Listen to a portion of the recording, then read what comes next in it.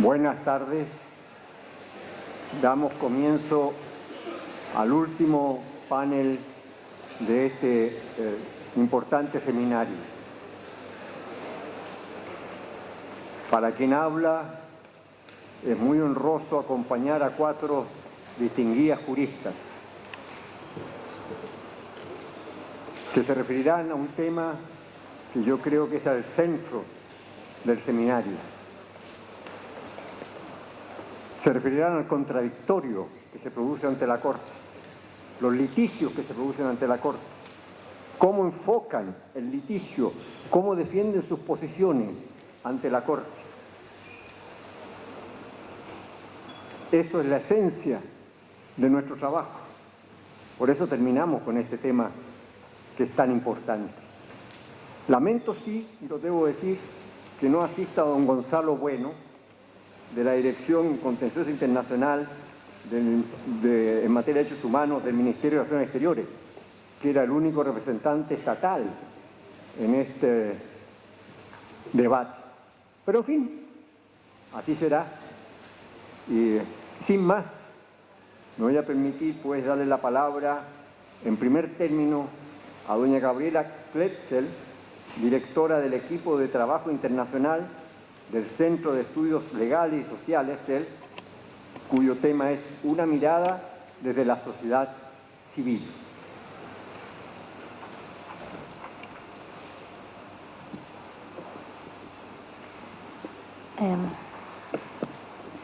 Muchas gracias, juez Biogrossi.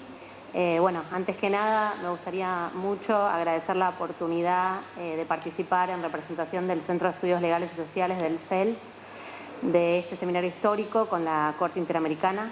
Sin duda agradecemos muchísimo esta chance.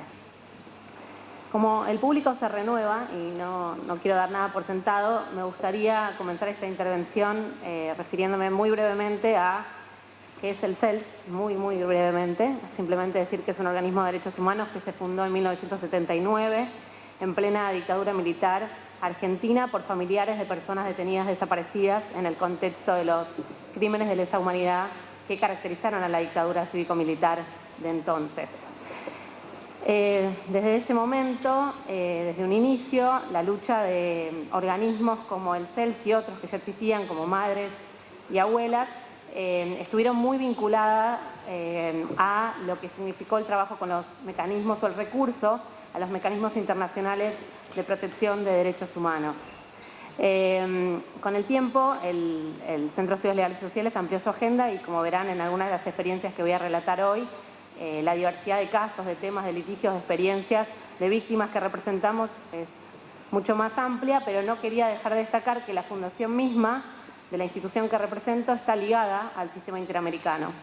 De hecho, la visita de la Comisión Interamericana en 1979 fue la razón de la fundación, entre otras, ¿no? Principalmente la lucha contra la impunidad y lo que ocurría en resistencia a la dictadura, pero la oportunidad que representaba la visita de la Comisión Interamericana de Derechos Humanos en el 79 a la Argentina fue como el acto que determinó la constitución de la institución y luego lo que significó la difusión del informe que la Comisión Interamericana sacó un año después y que representó un punto de quiebre en la visibilización de lo que significaba el plan de exterminio de la dictadura cívico-militar argentina y la visibilización de los crímenes de lesa humanidad que incluyeron, como saben, la desaparición sistemática de personas, la apropiación de niños, la tortura, etc.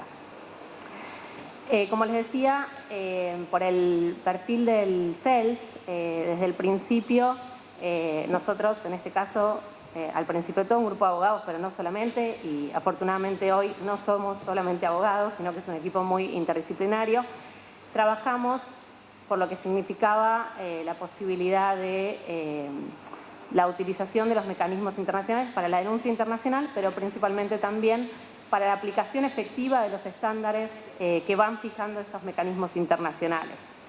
Y antes de entrar en algunas experiencias más recientes de litigio, no puedo dejar de mencionar algunas instancias de aplicación efectiva en nuestro país que han sido sumamente históricas y que tienen que ver con, por ejemplo, el caso Simón de la Corte Suprema de Justicia de la Nación, que litigamos el CELS junto a Abuelas de Plaza de Mayo y que significó la reapertura del proceso de memoria, verdad y justicia en nuestro país por aplicación de estándares como los que surgen de decisiones como Barrios Altos con Perú. Entonces, desde ese momento, desde principios de los 2000, esta decisión de la Corte fue en 2005, quedó muy claro el impacto que podía tener, el valor jurídico que podía tener para la lucha contra la impunidad por los crímenes de lesa humanidad, las decisiones de la Corte Interamericana. Teniendo claro el valor de esos precedentes, lo que nosotros trabajamos desde el CELS tiene que ver principalmente, obviamente, en el litigio ante el sistema interamericano, con la representación de víctimas que no han tenido una respuesta a nivel doméstico y que entonces recurren al sistema internacional para obtener una reparación adecuada en todo sentido. Pero también pensamos, teniendo en cuenta esos precedentes como el que acabo de mencionar, en la lógica de garantías de no repetición y en cuánto es posible que un caso contribuya a la prevención de nuevas violaciones que determine que no haya que llevar un nuevo caso al sistema, teniendo en cuenta lo difícil que es que un caso llegue al sistema. Entonces hay un trabajo importante en organismos como el CELS y otros por valorar lo que significan las garantías de no repetición que la Corte Interamericana ha dictado a lo largo de su historia y también lo ha hecho en algunos casos que nos ha tocado litigar. En este sentido, quiero, así como lo hizo el doctor Salvioli, mencionar la preocupación que tenemos desde el CELS y un montón de otras organizaciones de la Argentina y de la región por recientes posiciones de algunos gobiernos como el argentino, el de Brasil, el de Paraguay, Chile y Colombia, expresado en una reciente declaración por la que se ponen en duda competencias en algún sentido de la Comisión y de la Corte, la lógica de reparaciones que dictan estos mecanismos y la forma en la que se analizan o trabajan a partir de ciertos principios como el de margen de apreciación en todo caso. Ya se explicó antes, Víctor Abramovich lo explicó bien, digamos, la confusión que parece haber alrededor del concepto de margen de apreciación o el de principio de subsidiariedad que parece mencionado en esa declaración. Quisiera aprovechar esta oportunidad para decir que a partir de lo que fue esa declaración, más de 100 organizaciones y actores sociales del campo de derechos humanos de la Argentina nos pronunciamos en una carta conjunta que enviamos a las autoridades de nuestro país pidiendo que se revirtiera esa posición y que el trabajo en todo caso se focalice en robustecer los mecanismos de protección de derechos humanos en vez de procurar debilitarlos, ¿no? Eso es algo importante y no quería dejarlo pasar. Bueno, en esta oportunidad, digamos, tenemos una mesa que va a tener distintas perspectivas. Tenemos digamos, la titular del Ministerio Público de la Defensa y otras experiencias nacionales muy relevantes. En este caso, a mí me toca intervenir desde la perspectiva de un organismo de derechos humanos, ¿no?, que tiene su propia lógica.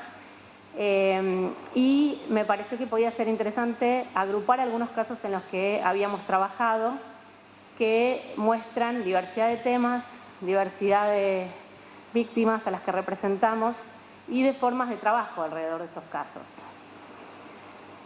Los primeros casos que quiero mencionar, que quiero aclarar que cada uno de estos podría requerir horas de análisis, ¿no?, como todos saben, y no quiero ser injusta con las víctimas de los casos ni con las sentencias de la Corte, pero brevemente agrupé tres posibles pares de casos.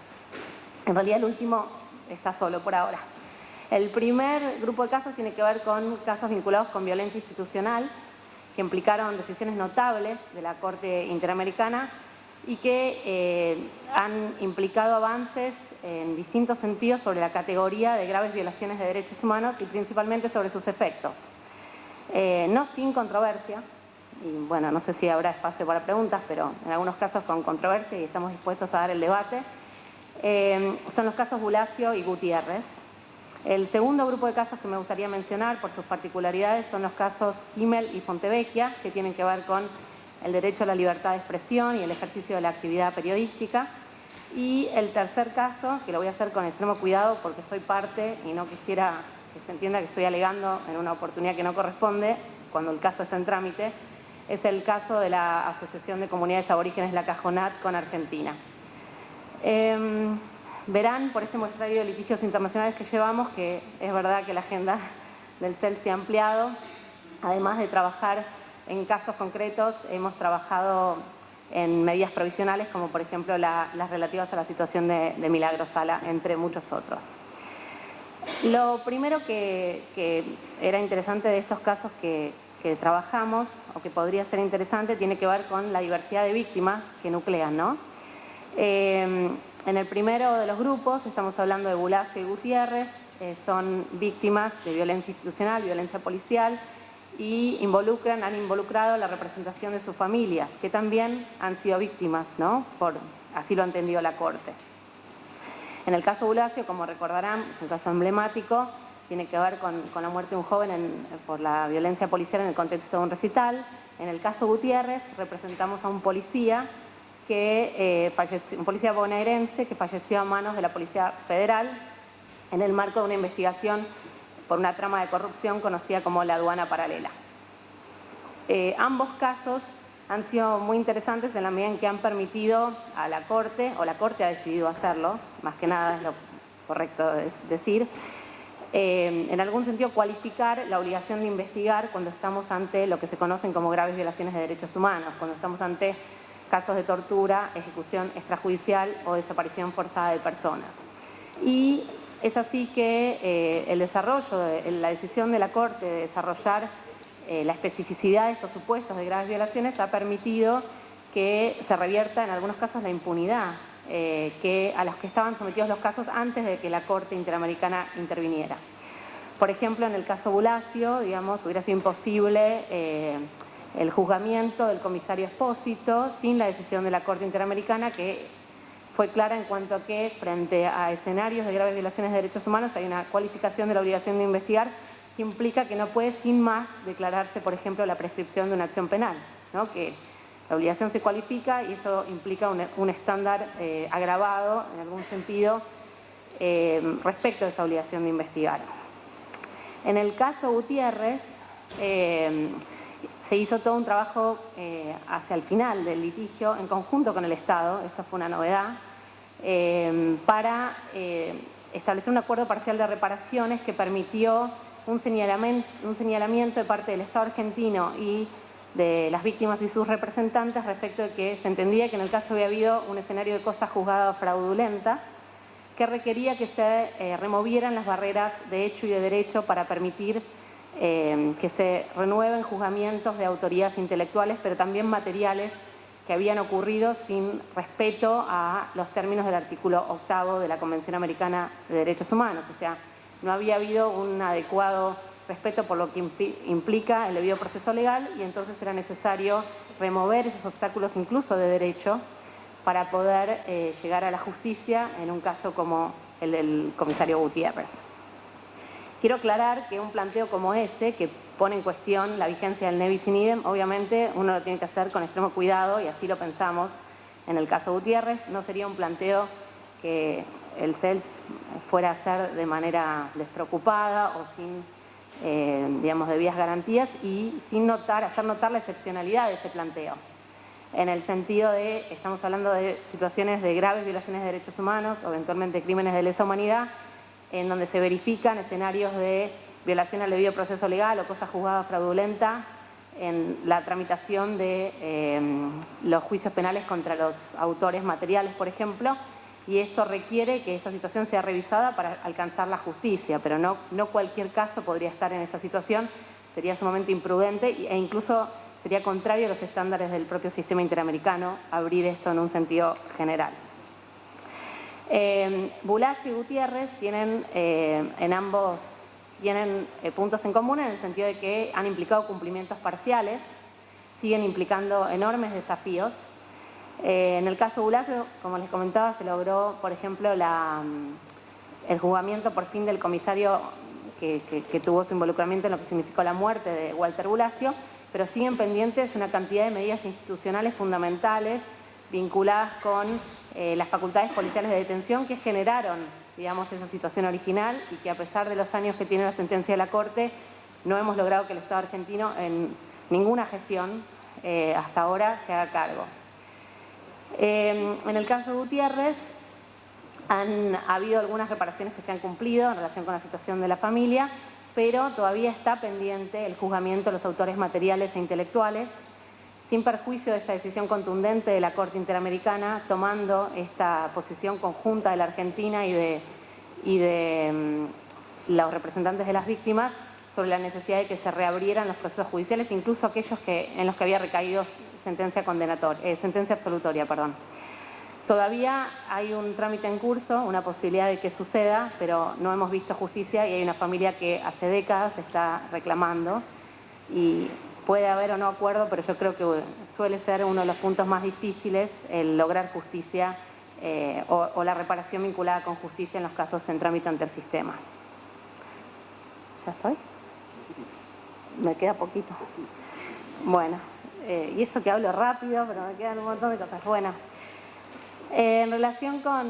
muy brevemente, en relación con los casos Kimmel y Fontevecchia, quería referirme a lo que significaba, que son dos casos sobre la vigencia del derecho a la libertad de expresión en la Argentina, ambos vinculados con la actividad periodística, uno vinculado con el recaimiento de sanciones en sede penal contra periodistas y otro en sede civil.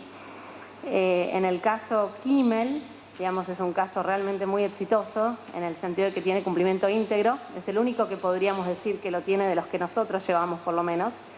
Es paradójico eso porque ha implicado desde un acto público de reconocimiento de responsabilidad con la presencia de la presidenta entonces de la Nación hasta una reforma normativa que implicó la posibilidad de que ya no puedan penalizarse las calumnias e injurias por casos de interés público.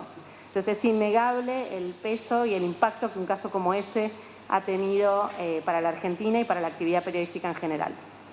En el caso Fontevecchia, que tiene que ver con sanciones civiles, ya hemos escuchado a otros panelistas contar los obstáculos que hemos tenido en la implementación de esa decisión a causa de la decisión de aquel que generó la violación original, que es la propia Corte Suprema, que lo hizo con su fallo de 2001 y después lo hizo con su fallo de 2017.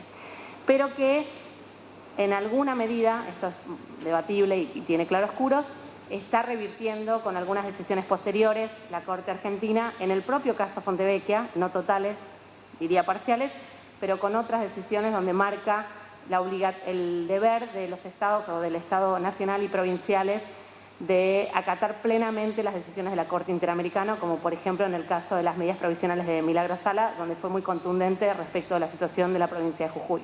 Entonces ahí hay un escenario de cierta esperanza, pero todavía, como les digo, con claroscuros.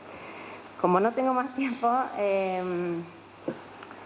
solo quiero dejar dos cuestiones planteadas. Una es que esta diversidad de situaciones que se presentan en la implementación de las decisiones tiene que ver con la falta de un mecanismo institucional de cumplimiento de decisiones en la Argentina. Tenemos un escenario que nosotros conocemos coloquialmente como puro adoquismo, o sea, caso por caso y dependiendo del compromiso específico o eventual de la autoridad de turno, uno puede lograr cumplimiento íntegro, nada de cumplimiento parcial. Bueno, eso no debería pasar. Estamos hablando de un marco de institucionalidad y como tal debieran existir normas y mecanismos formales para que las decisiones se tomen en un curso apropiado. Y finalmente, quisiera referirme a la particularidad de un caso que fue mencionado antes, que es el caso de la Asociación de Comunidades Aborígenes La Cajonat con Argentina. Es un caso, digamos, muy, muy interesante desde distintas perspectivas, en el que están en juego los derechos de más de 90 comunidades indígenas del norte del país, específicamente del departamento Rivadavia de la provincia de Salta. Estamos hablando de más de 10.000 personas que representamos en ese caso. Y lo hacemos junto con una institución que las propias organizaciones, las propias comunidades indígenas forjaron para dar institucionalmente su lucha, que es la Asociación de Comunidades Aborígenes La Cajonat. Y tal vez, si hubiera más tiempo, sería interesante contarles un poco más sobre la estructura totalmente horizontal de discusión en términos de la discusión jurídica y política y de las estrategias legales. Eso se quedó muy evidente, o no sé, los jueces podrán decir otra cosa, pero o probablemente no quieran decir nada de esto, pero en la audiencia que existió en Costa Rica, los representantes o los referentes de La Cajonat no solamente nos prestaron declaración testimonial, sino que cerraron el alegato. Ellos cerraron el alegato como corresponde, digamos, si estamos hablando de una lógica en la que no solamente se perciben como víctimas, sino que son los impulsores de la lucha, todos coincidimos que era lo lógico que fueran ellos quienes terminaran de alegar ante el tribunal y terminaran de contestar preguntas en relación con las inquietudes de los jueces. Y mañana va a haber, creo que se mencionó también antes, una visita que también entendemos histórica al territorio de las comunidades indígenas en el marco de este caso, que es la primera vez que la Corte Interamericana trata un caso sobre propiedad comunitaria indígena en nuestro país. Lo que va a suceder mañana no es una visita como tal, sino es una diligencia probatoria que requerimos la Cajonat y el CELS, y que le va a permitir a los jueces, como lo han hecho en otros casos, poder directamente conectarse con la palabra de los caciques y poder percibir, si es que así lo harán, las violaciones y las afectaciones que implica no contar con ese título de propiedad y no contar o contar en todo caso con la presencia de ganado criollo en su territorio, afectando su forma tradicional de vida. Así que es una forma a la que recurrimos, teniendo en cuenta experiencias como las que ha tenido la Corte en casos como Ecuador y otros sobre poblaciones indígenas, y nos pareció, junto con la Cajonat, que era muy pertinente plantearlo. Por último, de verdad, quisiera decir que, bueno, como organizaciones, además de plantearnos principalmente lo que significa la reparación de la víctima, la lógica de garantía de no repetición, como mencioné antes, la fijación en sí misma de estándares internacionales por parte de la Corte es fundamental, y por eso en distintos casos hemos tratado de lograr avances en la jurisprudencia de la Corte. Este último caso, por ejemplo, implica la posibilidad de que la Corte se refiera a violaciones a derechos económicos, sociales y culturales y de ambiente en un caso de pueblos indígenas. La Corte viene teniendo una jurisprudencia muy interesante en los últimos años, que ya se mencionó en el panel anterior, sobre esto, y bueno, aquí se podría presentar una nueva oportunidad, y también es trabajo de las organizaciones hacer, no sabemos si va a pasar en este caso, lo que se entienden como planteos fundados y en distintas, no solamente en un alegato jurídico, sino en prueba concreta sobre esas afectaciones a distintos derechos, para lograr que la Corte los tome y en todo caso decida declarar violados nuevos derechos enmarcados en el artículo 26 de la Convención Americana sobre Derechos Humanos. Así que le agradezco que me haya dejado exceder en el tiempo y lo dejo hasta acá. Muchas gracias.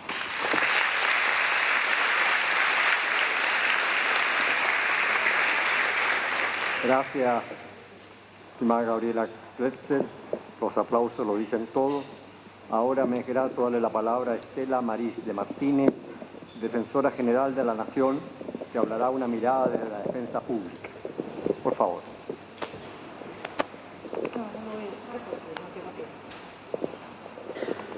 Tengo muy poco tiempo, gracias. Bueno, mi nombre es Estela Maris Martínez, soy la Defensora General de la Nación.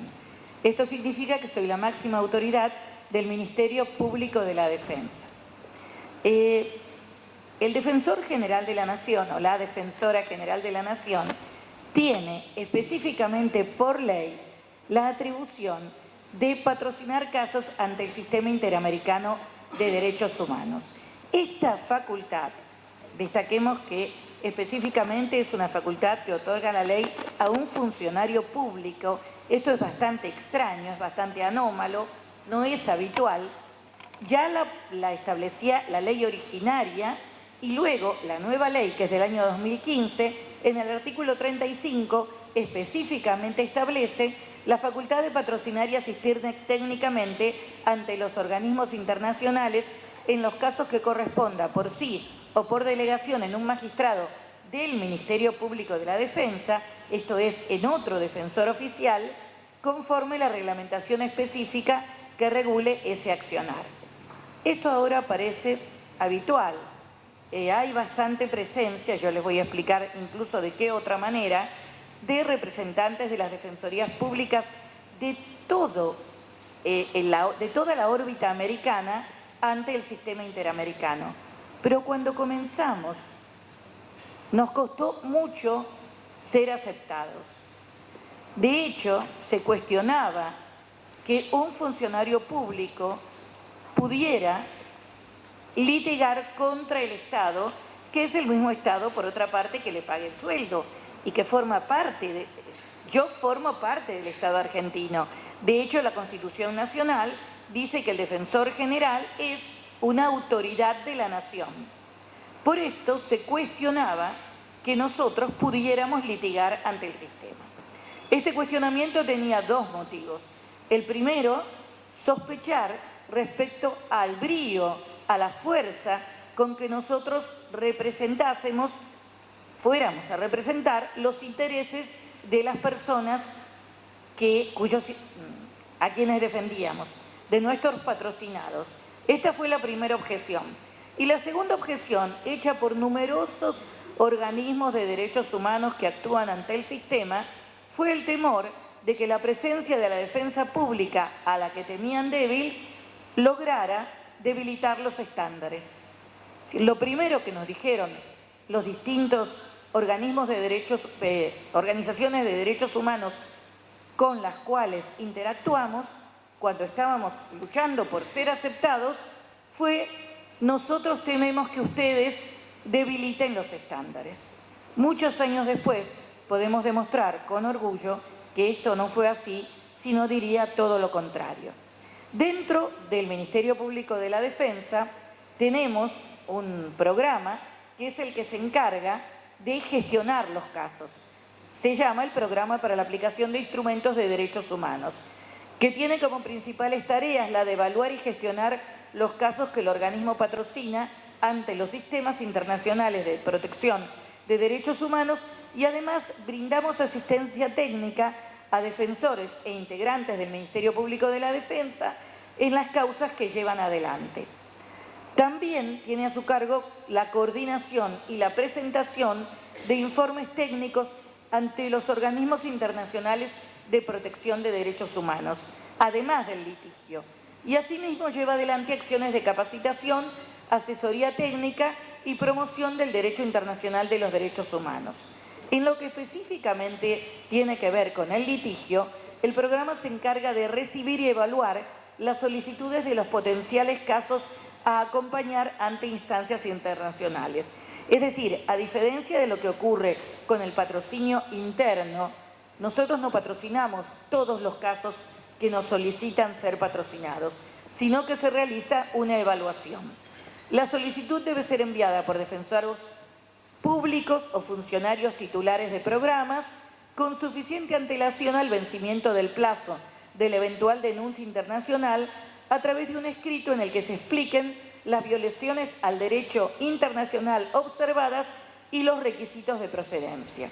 Una vez recibida la solicitud, el programa analiza la información aportada junto con las constancias judiciales internas y eleva un informe a la Defensora General, esto es, me eleva un informe sobre las características del caso y sobre las violaciones de derechos humanos presuntamente detectadas. Sobre la base de estas constancias, los antecedentes y el informe del programa, a la luz de criterios estratégicos de selección, la Defensora General resuelvo fundadamente si patrocinamos o no un caso determinado. ¿Esto por qué?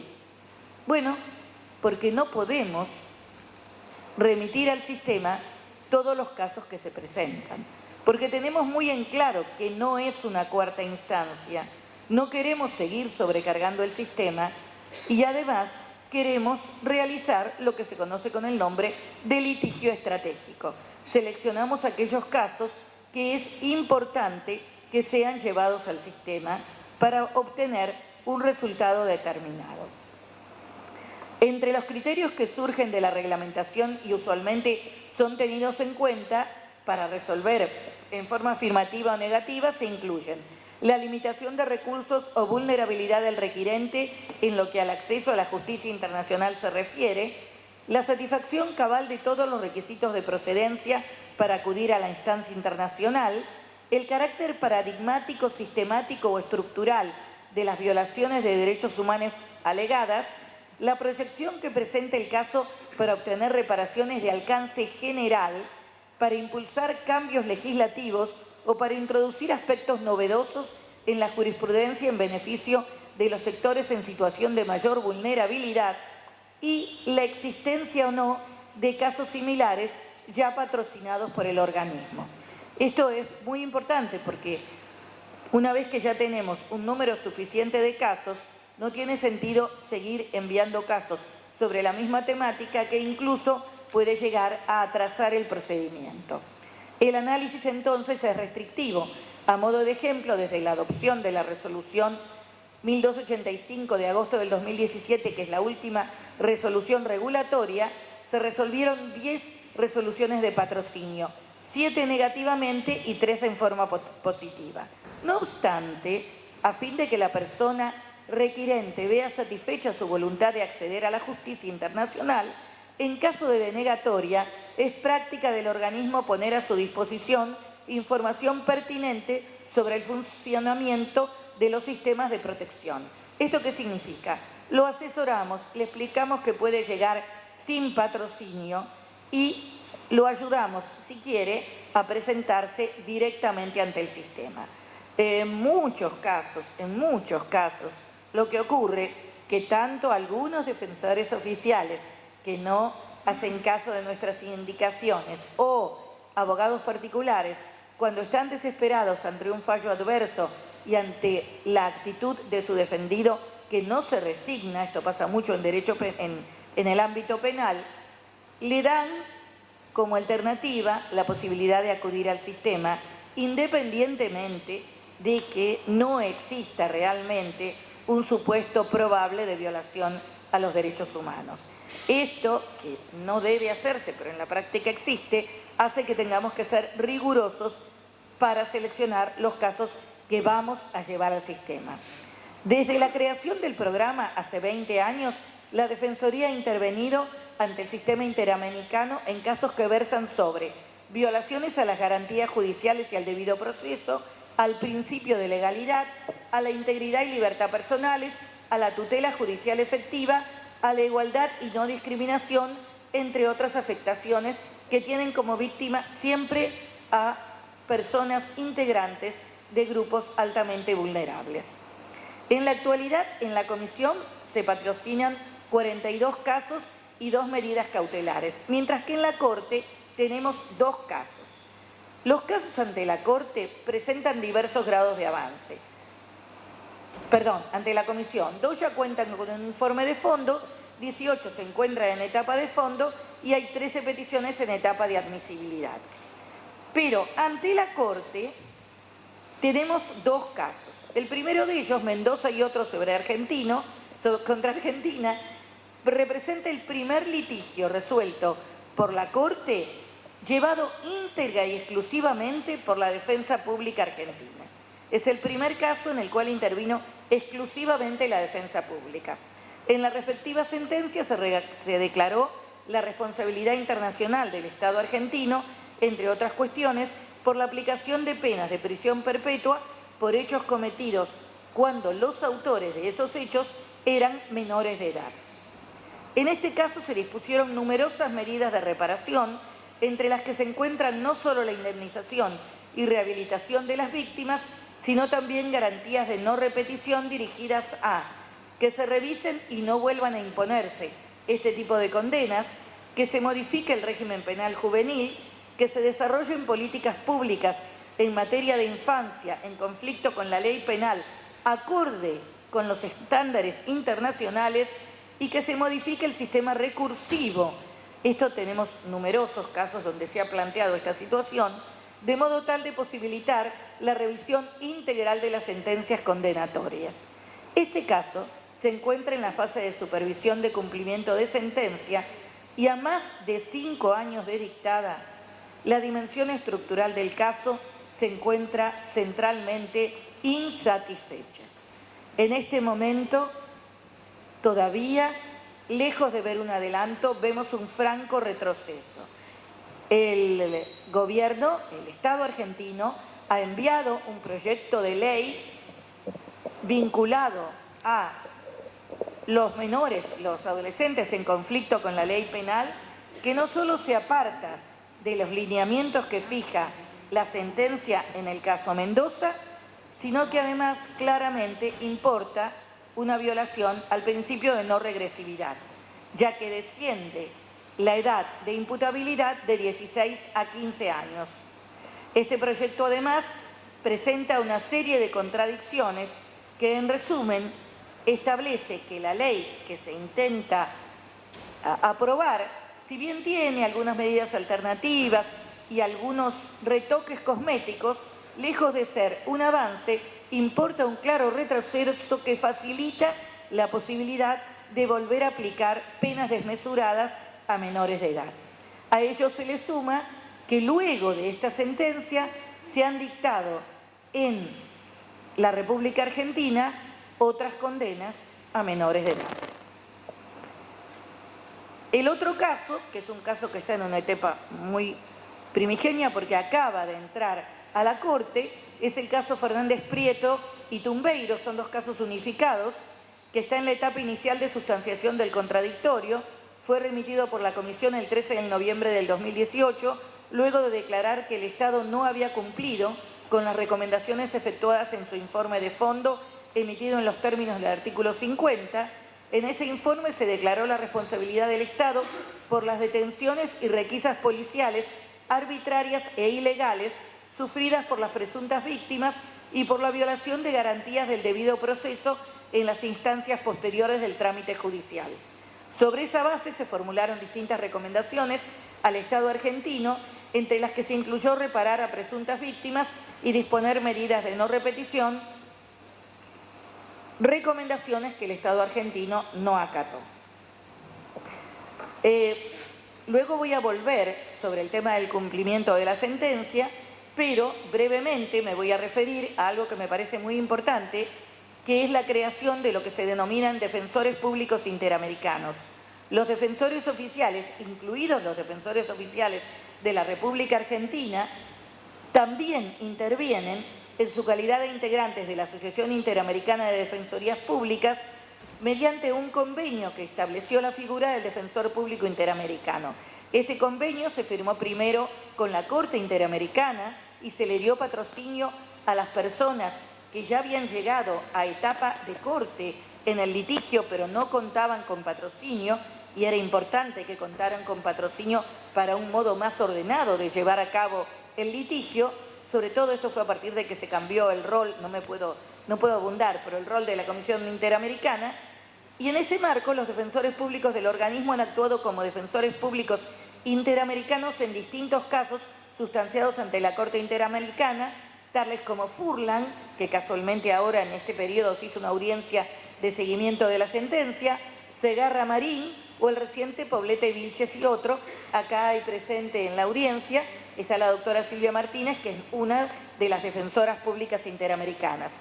En la actualidad, merced a otro convenio diferente, los defensores públicos interamericanos también actuamos en casos que tramitan ante la Comisión Interamericana de Derechos Humanos, donde también actúan defensores argentinos, y también son aquellos casos en los cuales no cuentan con patrocinio o de un abogado particular o de una ONG. También, pero no voy a hablar de eso porque no tengo tiempo, exploramos en la etapa de la comisión la posibilidad de soluciones amistosas y hemos llegado a la solución de algunos casos, a experiencias muy satisfactorias con las soluciones amistosas. Ya termino. La experiencia del organismo demuestra el carácter pionero y sostenido de la defensa pública en el litigio internacional. También ejemplifica que el uso razonable de la herramienta del litigio constituye no solo una forma de continuar en el ámbito supranacional la labor que el organismo realiza en el orden interno, sino también un espacio que permite llamar la atención sobre cuestiones que trascienden a los casos concretos. No quiero terminar sin referirme al gran desafío que es el tiempo que insume el trámite de los casos ante los sistemas internacionales de protección. Sin desconocer las medidas que se han adoptado recientemente, que reducen el atraso procesal y los resultados que comienzan a vislumbrarse, los largos periodos de tramitación generan diferentes problemas. Por una parte, originan el desaliento y el desgaste de las víctimas. Les hablé del caso Fernández Prieto Tumbeiro. Bueno, Tumbeiro ya murió, junto con dificultades para mantener el contacto con las víctimas o con sus familiares. Por otro, reducen la utilidad de los remedios para el caso concreto. Si una persona está privada de la libertad, no es lo mismo que su caso se solucione a los 3, a los 4, a los 5 años que a los 20. Además, en los casos en que la víctima fallece durante el trámite o en casos donde se discute la legalidad del proceso, una condena, una privación de libertad o una expulsión, y también en los casos de derechos económicos, sociales y culturales, donde lo que se está discutiendo es la procedencia de una prestación determinada, como en el caso Furlan, que no es lo mismo que se le haya otorgado a poco de que la persona padeció la violación de sus derechos que muchísimos años después. Aquí entiendo hay un importante desafío que enfrentar en el mejor beneficio de las partes y del propio sistema de protección de los derechos humanos.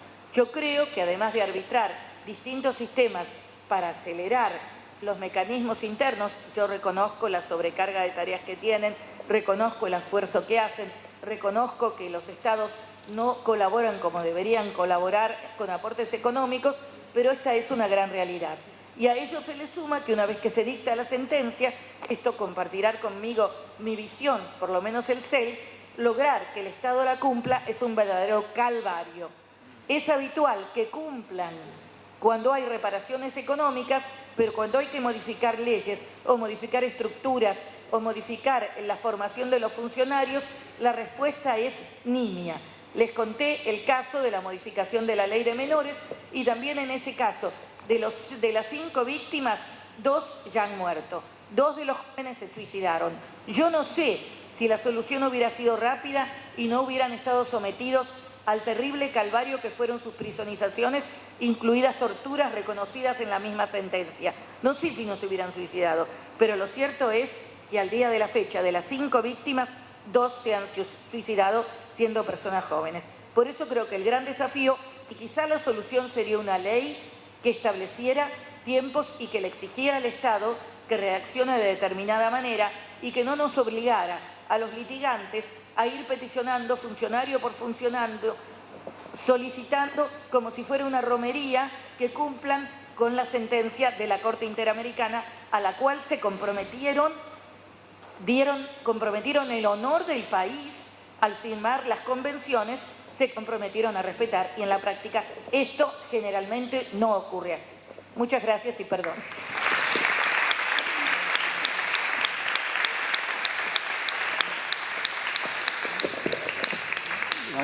Le agradezco a doña Estela Maris de Martínez su exposición y con mucho agrado otorgo la palabra a doña Laura Llosa, decana de la Facultad de Derecho de la Universidad Nacional del Centro, profesora adjunta a la Facultad de la Universidad de Buenos Aires. Una mirada desde las clínicas jurídicas. Bueno, muchísimas gracias. ¿Se escucha? Muchísimas gracias. Buenas noches a todas y a todos. Sé que a esta altura están cansados, así que voy a tratar de honrar los 15 minutos que nos otorgan. Usted está en todas sus funciones de cortarme el micrófono y cortarme el tiempo cuando lo considere necesario. No se preocupe, voy a intentar respetarlo.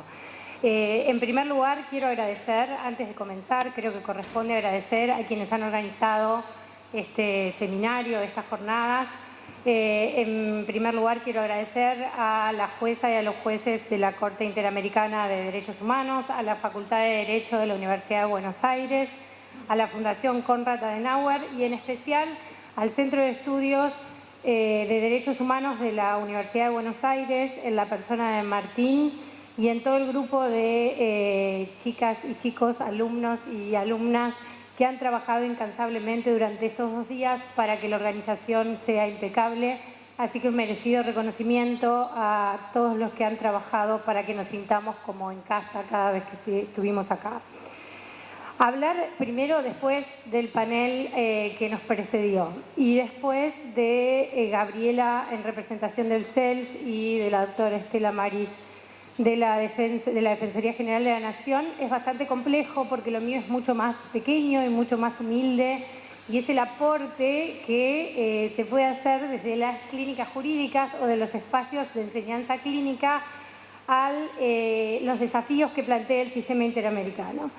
Y la primera idea que se me ocurrió cuando me invitaron a ser parte, a partir del trabajo que realiza el Centro de Estudios en Derechos Humanos de la Universidad Nacional del Centro de la Provincia de Buenos Aires, es pensar en el aporte que podemos hacer, qué aporte hemos podido hacer hacia la jurisprudencia de la Corte Interamericana, pero también hacerles ver a la Corte el impacto que tiene cuando una clínica o un espacio de enseñanza clínica logra presentar o un amicus o una denuncia o una petición ante el sistema en el ámbito interno de la propia comunidad académica. O al menos esto es lo que ha sucedido en una facultad de Derecho y en una universidad como en la Facultad de Derecho de la que soy decana, que es una facultad de Derecho con una comunidad académica muy pequeña, y cada una de estas cosas, es decir, el hecho de poder presentar un amicus y de después discutir el alcance de esa sentencia, genera tanto impacto en el ámbito interno que nosotros hemos logrado, a partir de 2 amicus que hemos presentado, aprobar una especialización en protección de derechos de niños, niñas y adolescentes, ahora después de la OCE 24, una diplomatura en género y en estrategias sobre políticas públicas en materia de género, y estamos aprobando una maestría en género y políticas públicas. Así que imagínense, no solo es el pequeño aporte que podemos hacer, sino la gran devolución que hace la Corte, y que tal vez no lo sabe, a espacios académicos y comunidades académicas que tal vez no tengan la trascendencia que tiene esta universidad, la Universidad de Buenos Aires, de la que soy una orgullosa graduada y también profesora. Esta enseñanza, la enseñanza clínica o la enseñanza en espacios de práctica, comenzó en Estados Unidos en la década del 30 y se extendió a la mayoría de sus universidades durante los 60 y los 70. Eso también tuvo impacto, pensar el derecho, otra forma de enseñar el derecho desde otros espacios, sacando la clase magistral como única forma de enseñar el derecho, tuvo su impacto en América Latina a fines de los 80 y a principios de los 90. Argentina no fue la excepción, y a fines de los 80 y principios de los 90 las unidades académicas o las universidades, tanto públicas como privadas, empezaron a pensar en espacios de enseñanza que de alguna manera complementen la enseñanza teórica o la enseñanza magistral a la que estamos acostumbrados en nuestras universidades. Es así que el método clínico o este estudio, intentar ver a la enseñanza clínica o el impacto que tiene la enseñanza clínica, se puede dividir como en 2 grandes etapas. Hay una primera etapa que en Argentina estuvo más presente en los espacios de los consultorios jurídicos gratuitos de las propias universidades o en asignaturas específicas de práctica en las facultades de Derecho. Pero al combinar el método y el espacio de la clínica, lo que permite es a las facultades comenzar a incidir en el acceso a la justicia y en la garantía de los derechos humanos reconocidos en los tratados de derechos humanos. Pero en esta primera etapa, y en esto fue pionera la Universidad de Palermo con su clínica jurídica de causas de interés público, en esta primera etapa las clínicas trabajaron en importantes casos que tenían relevancia en el ámbito interno de los estados, es decir, trabajaron para que los estándares internacionales e interamericanos de derechos humanos, sobre todo en materia de derechos civiles, tengan impacto y sean reconocidos en las sentencias de nuestros propios tribunales. Así no podemos dejar de desconocer cómo la clínica de la Universidad de Palermo trabajó en casos sobre igualdad y no discriminación por cuestiones de sexo. También trabajó en casos sobre la educación bilingüe, y podemos seguir nombrando porque es una de las clínicas que más trabajo tiene en causas de interés público y que ha generado un gran impacto en la jurisprudencia de los tribunales internos y de la propia Corte Suprema de Justicia de la Nación.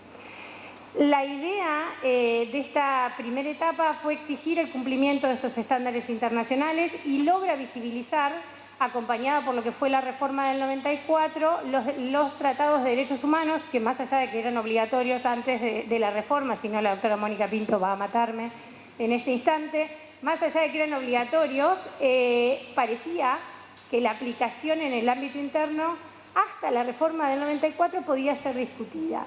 Es decir, el trabajo a través de las clínicas y a través de los espacios de enseñanza clínica, obviamente mucho más aún el trabajo de la sociedad civil y de las organizaciones no gubernamentales, lograron, junto con la reforma del 94, visibilizar y poner en blanco sobre negro cuáles eran los estándares y cuáles eran las obligaciones que los estados debían cumplir en el ámbito interno. En las últimas 2 décadas, las facultades de Derecho han incorporado la enseñanza clínica en distintos espacios, o bien creando clínicas jurídicas efectivamente, o a través de espacios como es el Centro de Derechos Humanos de esta facultad o el Centro de Estudios en Derechos Humanos de la facultad en el que soy decana. La idea en esta segunda etapa, no solo, y vamos a ver que estos espacios empiezan a trabajar, no solo fue incidir o tener incidencia en el ámbito interno, sino también empezar a ser parte o a dialogar con los órganos de tratado, en especial con los órganos del sistema interamericano. Además de las clínicas y los espacios de enseñanza que hemos nombrado, no puedo dejar de mencionar las clínicas jurídicas de la Universidad Nacional de La Plata, la clínica jurídica de la Facultad de Derecho de la Universidad Torcuato de Itela, la clínica jurídica de la Universidad de Tucumán, entre otras, que trabajan arduamente, insisto, no solo para lograr que estos estándares y las obligaciones que el Estado a veces se olvida de cumplir sean receptados en el ámbito interno, sino también para lograr que finalmente podamos ser parte de no la toma de decisiones, pero sí de la construcción de nuevos estándares en el sistema interamericano. Algunos de los aportes que han realizado y que conviene destacar para saber cuando hablamos de cuál puede ser el aporte que podemos hacer a los órganos de tratado que conviene destacar o que me gustaría destacar es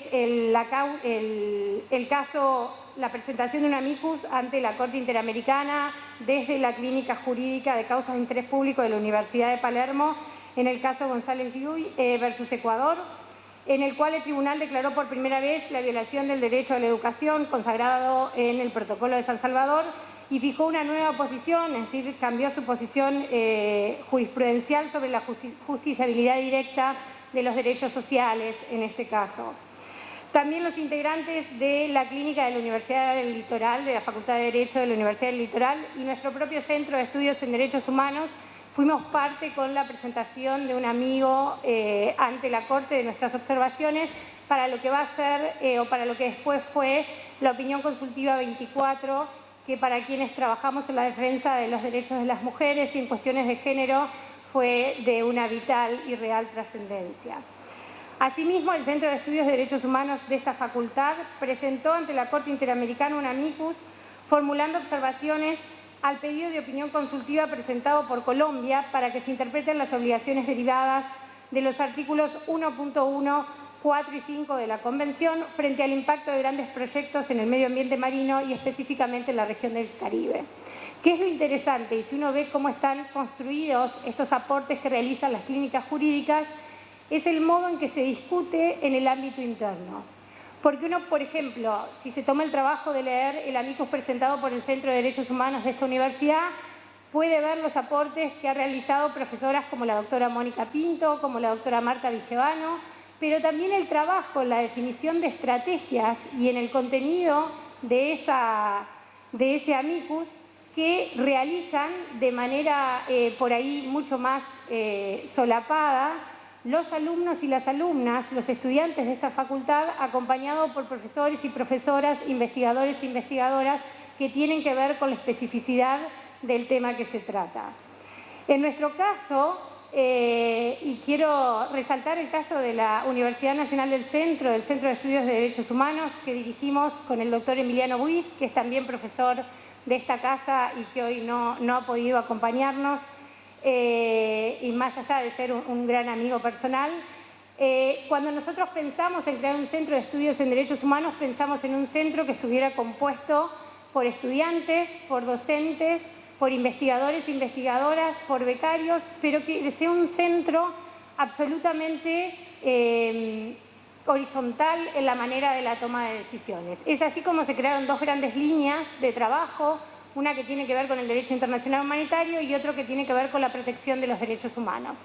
Dentro de la línea de protección de derechos humanos tuvimos la posibilidad, por una casualidad de la vida, que se nos acercó alguien para plantearnos lo que pasaba en el caso Fornerón y ahí decidimos presentar por primera vez un amicus ante un órgano de tratado y en este caso ante la Corte Interamericana de Derechos Humanos.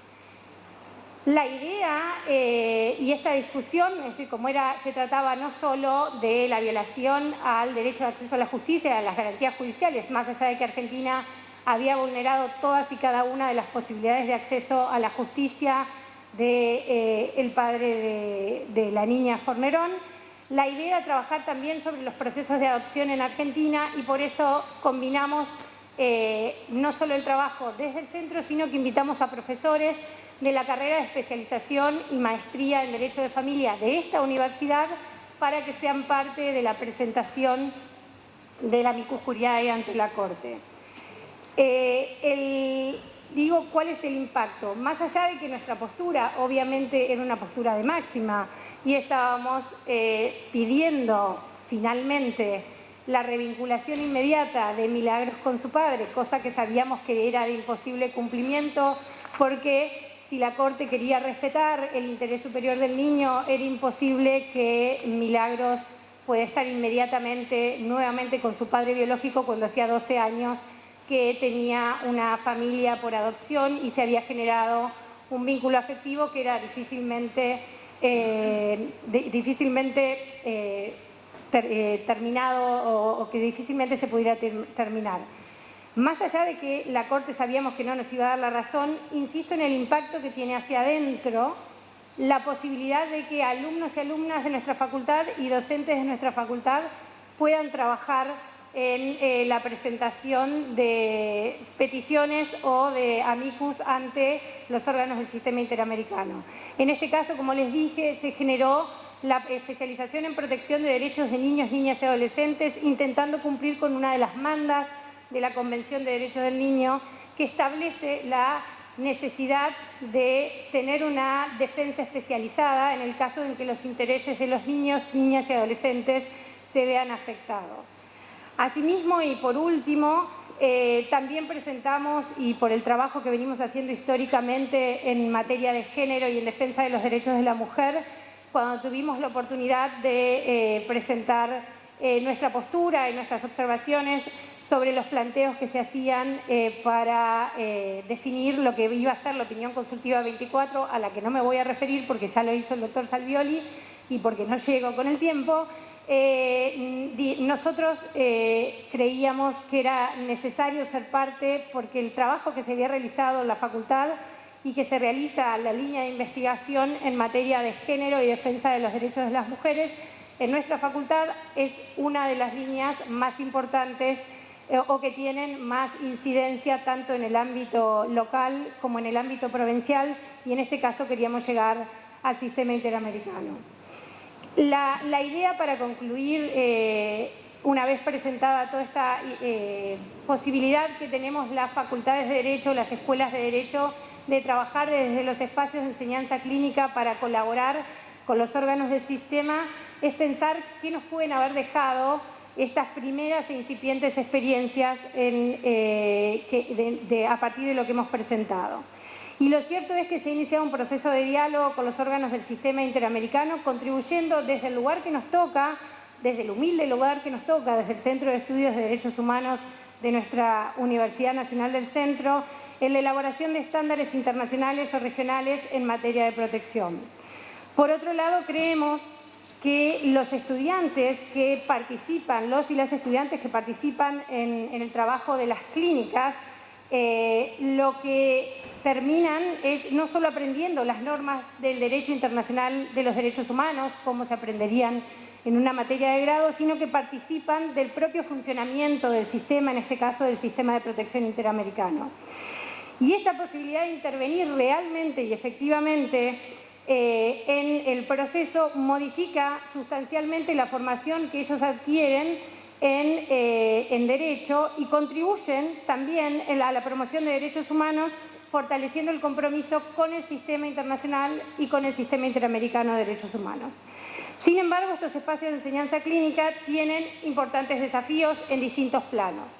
Uno es, desde las facultades de Derecho, lo que nos queda es garantizar el mayor acceso de alumnos y alumnas a estos espacios, ¿sí? Y cómo lo podemos hacer, no solo generando nuevos espacios de enseñanza clínica, sino también formando a docentes con enfoque de derechos humanos para que sean parte de ese proceso o de esta nueva metodología de enseñanza. También desde las facultades, y es algo que se inició hace poco acá en el Centro de Estudios de Derechos Humanos, tenemos que afianzar las propuestas de consolidación de una red de clínicas jurídicas que permitan el trabajo colaborativo e interdisciplinario para lograr un mayor impacto en la efectividad de los derechos humanos, tanto a nivel local como regional. Y a su vez lo que nos queda, más allá de incentivar la participación y el fortalecimiento del diálogo con el sistema interamericano, es comenzar a trabajar y colaborar en la preparación de informes, como los informes sombra, ante los órganos de tratado a nivel universal. Por último, y ya termino, juro que ya termino, y retomando lo expresado ayer en la jornada por Cecilia Medina, haciendo referencia a la nota presentada por estos 5 estados, entre los cuales está el nuestro, y donde ella marcaba el desconocimiento del derecho internacional de los derechos humanos y del sistema interamericano en particular. Y en el mismo sentido, Roberto Saba posteriormente señalaba la necesidad del fortalecimiento del sistema mediante la educación frente a los embates que está recibiendo. Quienes participamos de estos espacios, quienes somos parte de los centros de derechos humanos y de las clínicas jurídicas, estamos convencidos que podemos contribuir a consolidar el sistema interamericano de protección y el trabajo que realizan tanto la Comisión como la Corte. Es un trabajo incipiente el que estamos haciendo, la participación en los ámbitos internacionales, pero creemos que desde la comunidad académica, de estos centros y de estos espacios que están conformados de manera horizontal por estudiantes, profesores, profesoras, investigadores, investigadoras, de alguna manera conllevan la posibilidad de presentar opiniones y observaciones que pueden colaborar en ampliar la protección de los derechos de las personas que viven bajo la jurisdicción del sistema interamericano. Muchas gracias. Disculpen.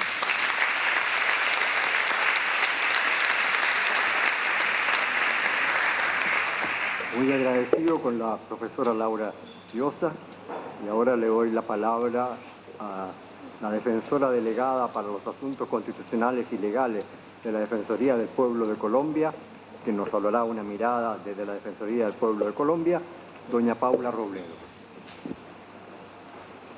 Bueno, buenas noches. Les agradezco enormemente la invitación, señora juez, vicepresidente Pablo, a la universidad. Para mí es un honor estar en representación del defensor del pueblo, el doctor Carlos Alfonso Negret Mosquera. Y además estoy muy sorprendida porque en Colombia no es habitual estar en una universidad en un evento de esta naturaleza a esta hora de la noche. Entonces estoy sorprendida, pero gratamente sorprendida por esta masiva presencia, así que muchas gracias. Yo espero ceñirme en el tiempo, ser muy rigurosa con el tiempo, pero además lo que vengo a contarles es un poco la experiencia de la Defensoría del Pueblo en un proyecto que estamos realizando desde el año pasado, que en estricto sentido, aunque el panel en el que estoy se denomine diferentes experiencias de litigio ante la Corte, yo lo que les voy a contar es por qué nosotros no litigamos ante la Corte, pero hacemos otra serie de cosas y de actividades que creo que pueden servir como buenas prácticas para entusiasmar a las demás instituciones nacionales de derechos humanos a que lo hagan. Voy a saltarme algunas diapositivas por cuestiones de tiempo, pero básicamente creo que debo comenzar contándoles un poco cuándo nace la Defensoría del Pueblo y qué es lo que hace la Defensoría. La Defensoría nace con la Constitución de 1991 y es un órgano constitucional autónomo. Es decir, no pertenecemos a ninguno de los poderes públicos, no pertenecemos a la rama ejecutiva, a la legislativa, a la judicial. Sin embargo, pertenecemos al Ministerio Público. El Ministerio Público en Colombia está conformado por la Procuraduría General de la Nación, que tiene un mandato de sancionatorio en materia disciplinaria para los servidores públicos, por la Defensoría, que se encarga de la defensa, promoción, divulgación, ejercicio de los derechos humanos, y por las personerías, que son como una especie de representantes de Procuraduría y Defensoría en los 1.102 municipios de Colombia. La Defensoría del Pueblo tiene 2.000 servidores públicos y 4.000 contratistas. esos 2.000 defensores públicos, perdón, esos 2.000 servidores públicos nos encargamos en todo el territorio nacional de ese mandato constitucional de promoción y defensa de los derechos humanos y estamos en 38 oficinas regionales en todo el país y en el nivel central a través de 13 delegadas y 4 direcciones, entre esas la delegada a mi cargo, la delegada de Asuntos Constitucionales. Pero también tenemos 4.000 contratistas que son defensores públicos y me voy a detener aquí un momento en atención a la intervención de la doctora Estela para significarles algunas diferencias entre lo que es la defensa pública en Argentina y la defensa pública en Colombia.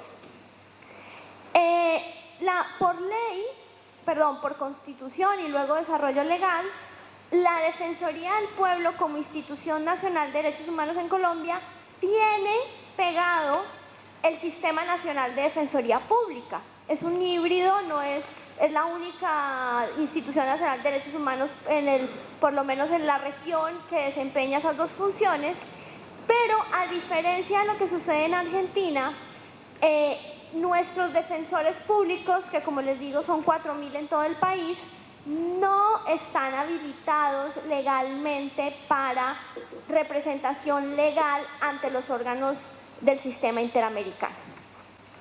Tenemos un mandato legal que establece una defensoría pública en materia penal, administrativa, de familia, civil, para aquellas personas que no tengan los recursos para proveerse un abogado de confianza, pero esto no cobija el litigio ante el sistema interamericano. Sin embargo, la Defensoría, no a través de sus defensores públicos, sino a través de sus funcionarios, y en este caso a través de la Delegada de Asuntos Constitucionales, que está conformada por un equipo de 15 abogados y abogadas, tenemos por resolución interna de la entidad un mandato para actuar ante los órganos del sistema interamericano. Y ese mandato pues es reciente. Es una resolución interna del año pasado que el defensor actual promovió con el fin de generar unos espacios de diálogo directos de la Institución Nacional de Derechos Humanos con el sistema interamericano y que nuestro diálogo como Defensoría del Pueblo no tuviera que pasar a través de la Cancillería o el Ministerio de Relaciones Exteriores. Y entonces espero que haya sido clara al explicarles por qué no litigamos directamente, pero lo que les voy a contar es qué hemos hecho y cuál es nuestro reto. En Colombia hay un total de 22 sentencias. La Corte Interamericana ha dictado 22 sentencias en contra del Estado colombiano. La primera es del año 95 y luego vienen sentencias hasta el año 2018. El año pasado se dictaron en el segundo semestre 3 sentencias en contra de Colombia. ¿Quiénes litigan ante el sistema interamericano en Colombia? Básicamente tenemos 6 organizaciones, es decir, esos 22 casos han estado representados por casi solamente 6 organizaciones y algunos abogados particulares. Pero esas 6 organizaciones, esos abogados particulares en Colombia son estigmatizados. En Colombia señalar o decir que alguien es de izquierda en muchos escenarios es una estigmatización. Así como también decir que es de derecha.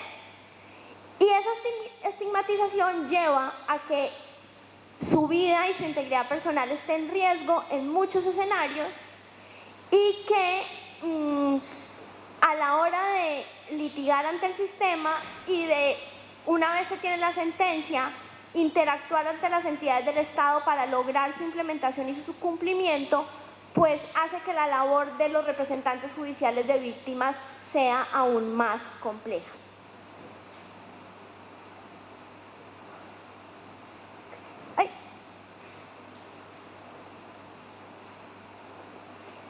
En este mapa, que espero que se vea algo, lo que les quería significar era que dónde ocurrieron los hechos de esos 22 casos.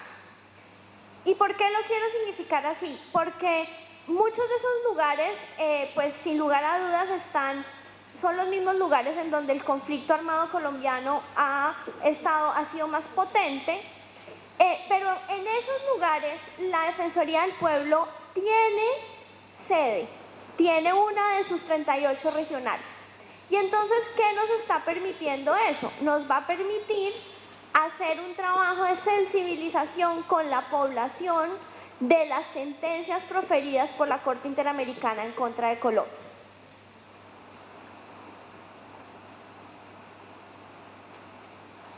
Perdón. Ya. Nuestro trabajo ha estado enfocado desde el año pasado en el cumplimiento de estas sentencias, de estas 22 sentencias.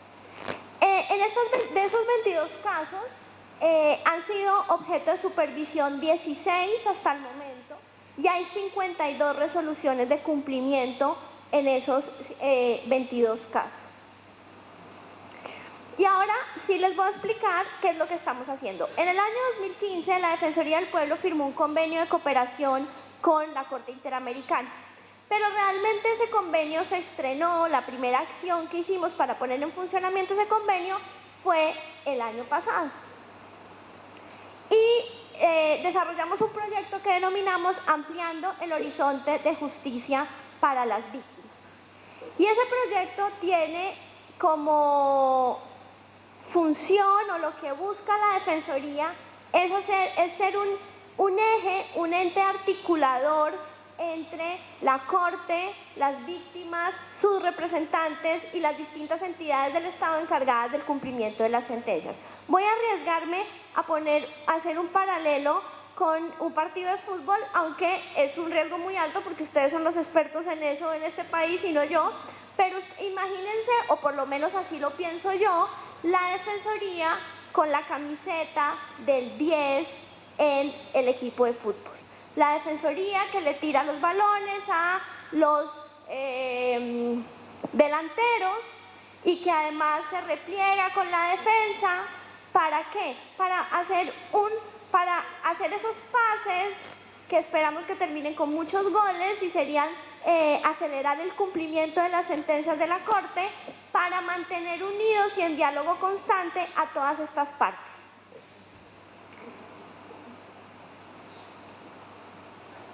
Nuestro proyecto se ha centrado en 3 ejes: un eje de difusión y divulgación, un eje de diagnóstico y seguimiento y un eje de acompañamiento e implementación. ¿Qué es la difusión y divulgación? Quisimos hacer 19 cartillas, 22, cada una respecto de una de las sentencias dictadas por la Corte en contra de Colombia, y divulgar su contenido. ¿Con qué objeto? Estas cartillas ilustran, tienen algunas ilustraciones del caso, tienen un lenguaje mucho más amigable, está dirigido a todos los públicos y la Defensoría va a iniciar un proceso de promoción y divulgación de estas cartillas yendo a todos esos puntos que les señalaba en el mapa de Colombia donde ocurrieron los hechos. Estas son las carátulas de nuestras cartillas. Y este es el primer evento de promoción y divulgación de las cartillas que hicimos en Bogotá, en la Feria Internacional del Libro, con 2 conversatorios que contaron con la presencia de las víctimas de 2 casos pues muy significativos. Todos los casos lo son, pero estos tuvieron más connotación nacional por quienes fueron las víctimas. El primero de ellos, un senador de la República, cuyo hijo actualmente es senador, Manuel Cepeda Vargas, la víctima, y el caso que muy seguramente ustedes conocen con mayor detalle, que es el caso de la toma y retoma del Palacio de Justicia de 1985. Se enloqueció.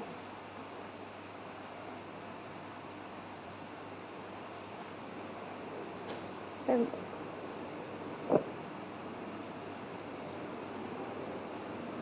La segunda fase es la fase de diagnóstico y seguimiento. Entonces, ¿qué hicimos?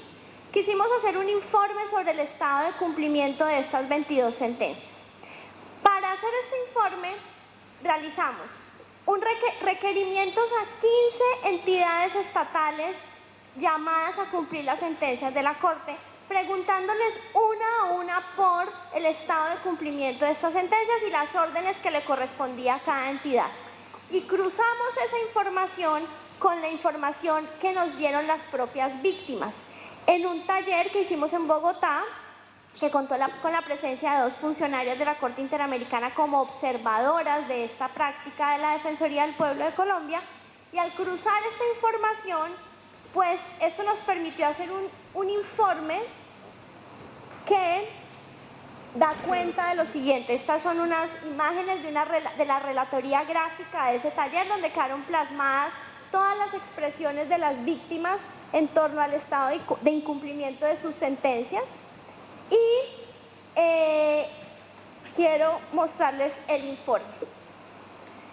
No quisimos hacer un informe caso a caso, quisimos hacer un informe temático.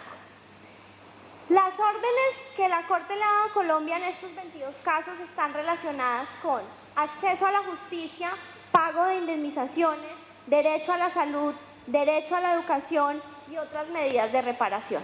¿Y qué encontró la Defensoría? No hay una sola sentencia de esas 22 sentencias que se encuentre cumplida en un 100%. Y la idea de hacer un informe temático es poder darle unas recomendaciones al Estado colombiano para que ataque los problemas estructurales que le impiden cumplir las órdenes ya en los distintos casos. Las investigaciones y las sanciones a los responsables de los crímenes están en unos grados de atraso absoluto, entonces el informe contempla unas recomendaciones específicas para la Fiscalía y para la Corte Suprema de Justicia y en general para la rama judicial.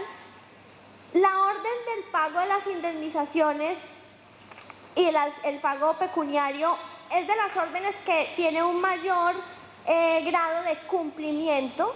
Sin embargo, las víctimas en Colombia se quejan de que una vez es publicada la sentencia, con los montos que corresponden, las víctimas son además víctimas de extorsión, de chantaje. Entonces piden que de alguna manera haya simplemente alguna fórmula para salvaguardar su identidad y los montos que reciben. En materia de salud, la Corte le ordena a Colombia dar diferentes tratamientos en materia de salud, atención en materia de salud a las víctimas.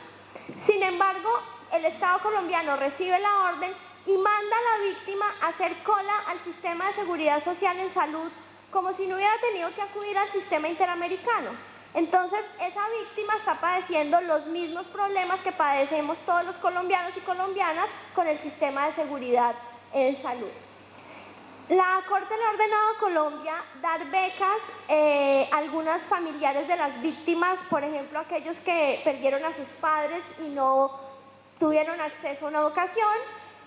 Y en ese caso, ¿qué encontramos? Las víctimas que tuvieron que salir al exterior, el Estado colombiano no les ha garantizado la educación en el exterior, y a quienes las ha garantizado en el interior del país les dan la beca, pero no hay una política pública que garantice la permanencia de estas personas dentro del sistema educativo.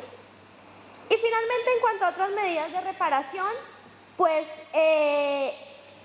tenemos incumplimientos en temas que aparentemente no resultan tan complejos como puede ser hacer un monumento, hacer un documental, pero las víctimas manifiestan que el Estado no las convoca, no las involucra en el cumplimiento de esta serie de órdenes. Entonces este tipo de actos de reparación que son tan importantes para ellos, pues terminan haciéndose sin su participación. Quisiera seguir hablándoles mucho rato, pero ya no me lo permiten y no lo van a resistir ustedes. Y simplemente lo que quisiera decirles es que la Defensoría va a seguir haciendo seguimiento al cumplimiento de estas sentencias, que es la primera vez que la Defensoría del Pueblo se pone la 10, se pone la camiseta por las víctimas, que en estos momentos en los que varios estados de la región, como se ha señalado aquí, entre esos el Estado colombiano, firma una declaración en ese sentido donde cuestiona de alguna manera la legitimidad y las competencias del sistema, pues creemos que es muy importante que al interior de los estados el sistema y las víctimas cuenten con una entidad estatal aliada, autónoma e independiente del gobierno de turno que defienda, proteja y promueva los derechos de las víctimas. Muchas gracias.